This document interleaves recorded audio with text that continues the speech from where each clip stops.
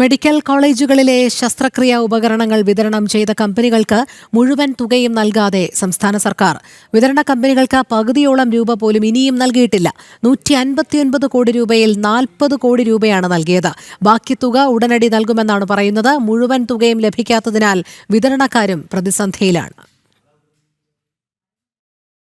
Medical കോളേജുകളിൽ ശസ്ത്രക്രിയാ ഉപകരണങ്ങൾ വിതരണം ചെയ്ത വകയിൽ 159 കോടി രൂപയുടെ കുടിശ്ശികയാണ് വിതരണ കമ്പനിക്കാർക്ക് നൽകുവാനുള്ളത്.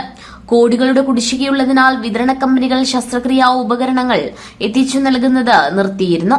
ഇതോടെ സാധാരണക്കാരായ രോഗികളാണ് പ്രതിസന്ധിയിലായത്. വിതരണ കമ്പനി പ്രതിനിധികളും ആരോഗ്യവകുപ്പ് മന്ത്രിയും നിരവധി ചർച്ചകൾ നടത്തിയെങ്കിലും പ്രശ്നത്തിന് ശാശ്വത പരിഹാരം കണ്ടെത്താൻ സാധിച്ചിരുന്നില്ല. ഇതോടെ വിതരണ കമ്പനിക്കാർ നിരവധി തവണ സമരം നടത്തിയിരുന്നു. ശസ്ത്രക്രിയാ ഉപകരണങ്ങളുടെ പ്രതിസന്ധി രൂക്ഷമായതോടുകൂടിയാണ് പിന്നീട് ഒത്തുതീർപ്പിലെത്തിയത്. മുഴുവൻ വിതരണ കുടിശ്ശികയും നൽകാമെന്നായിരുന്നു കരാർ. എന്നാൽ 40 കോടി രൂപയാണ് വിതരണക്കാർക്ക് ലഭിച്ചത്. ബാക്കി തുക ഈ മാസം നൽകുമെന്നാണ് അറിയിച്ചത്.